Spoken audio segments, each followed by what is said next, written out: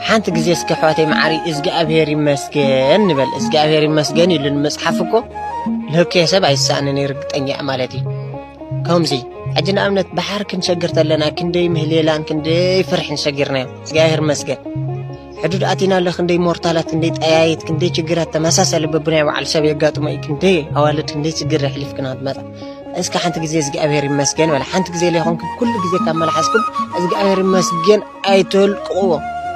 سعد زمة جنب تخسيان عين السع مسك على عين مسالم بعبي امنتنا ان النابر اورتودوكس لنا بزعد زب طعم وسانه عدي مالتي انا بزح ነገር ይልፍትነና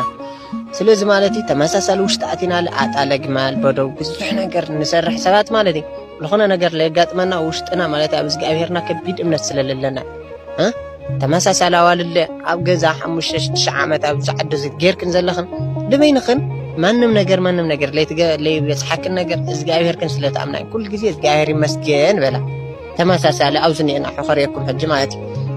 ረይዋ አውዝኒ የተምር ሕጅ ረይዋ አውዝ ሰለስተ ማዓልተ ሰለስተ ጊዜ ትዲወሉ ሰዓት አለ ማለት ክንደይ ሚትረይን ለዓል ካውዚ ዓመት 3 ዓመት 4 ዓመት ክሰርሕ ተለኻ እምነትና እግዚአብሔር በዓል ስለልሕሎና ዘጽለና ይበር አውዝ ትዲብ ተለኻ ክንደሃመ ማእኻትኹ ኣይትረይ ጣዕሚ ለፍርሕ ስለዚህ حواتي معاري እግዚአብሔር ይመስገን ካመልሐስና ነውጻይ ኣብ ጽንቦ ደረጃ ነጽሕና እግዚአብሔር መስኩላትና ይኹን ብፍላይ ኣብ ስደት ለለና ፈተናታት ለበዝሐና